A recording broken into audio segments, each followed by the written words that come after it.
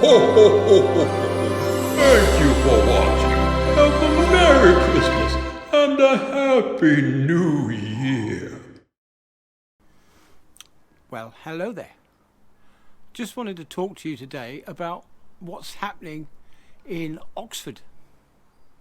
I don't know if any of you have read any of the newspaper articles on this subject or seen any YouTube videos on this subject, but it's not looking very good, isn't it?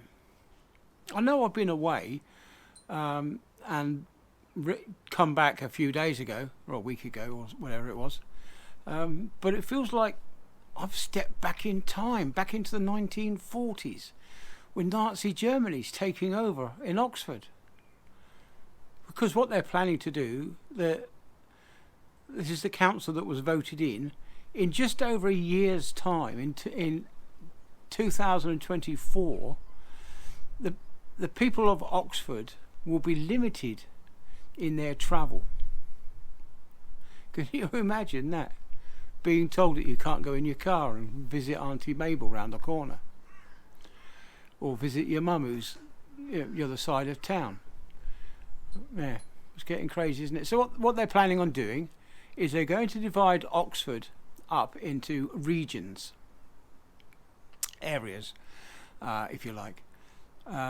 What they're going to do is they're going to allow you, allow you to travel between one region and another region 100 times a year. Now, imagine for a minute that you have to work outside of your region.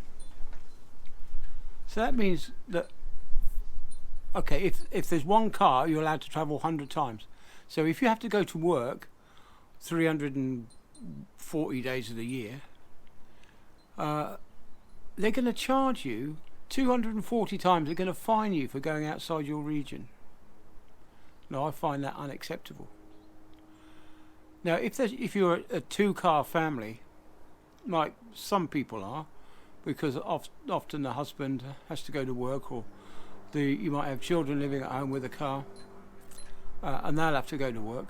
What that means is, for every number of car you have, the lower the number of journeys you're allowed to make. Now imagine you're a three-car journey, a three-car family.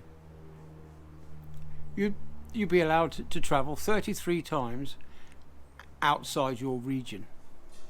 So if you got to go to work, like I said, 340 days of the year, so you're going to be charged for going outside your region 317 times a year. So you're going to get a fine. I don't know how much the fine will be, even if it's a tenner. That's far too much. This is all in the name of environmental compliance, making sure that we're net zero. I find that absolutely ridiculous. They probably didn't have those restrictions back in Nazi Germany as they got here, and this is something that needs to be stamped on. Can you imagine not being able to go and see your auntie, or your grandmother, or your elderly sister, or whatever relative who needs your help, simply because of some restrictions that the council has placed on you? I think this is illegal.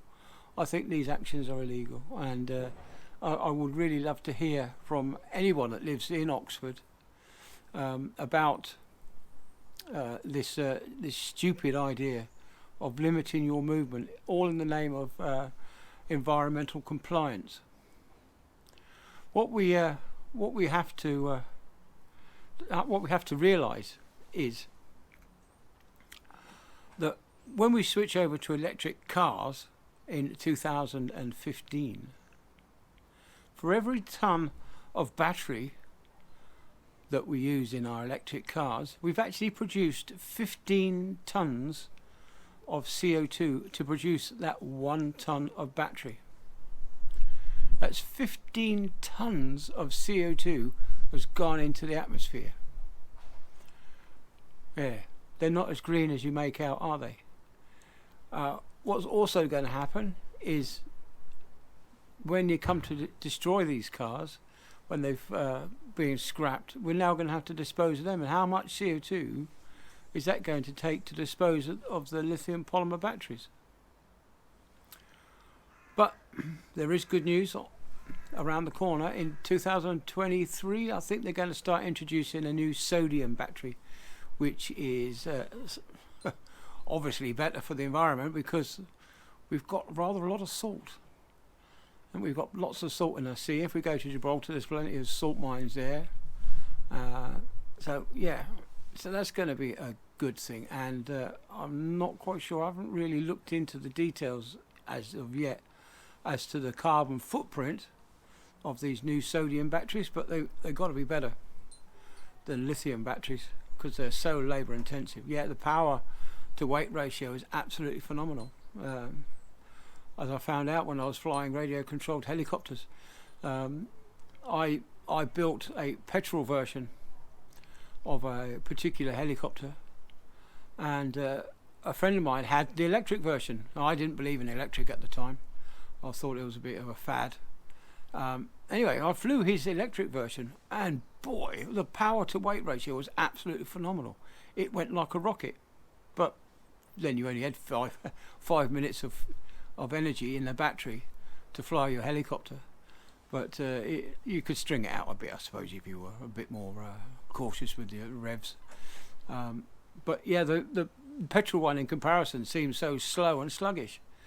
So I went on and bought an electric helicopter, and well, I've never looked back. I just continued with electric ever since.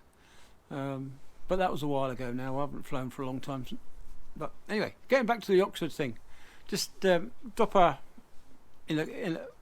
comment below. Let me know what you think of Oxford's stupid idea of introducing these environmental lockdowns on its citizens. I really think that they're pushing the boat out, and I think there'll be legal action. But anyway, right, digress. So catch you all on the next one. Bye then. I think these videos are brilliant, and I'm sure you will like them too. Please like, comment and subscribe, and don't forget to click the notification bell.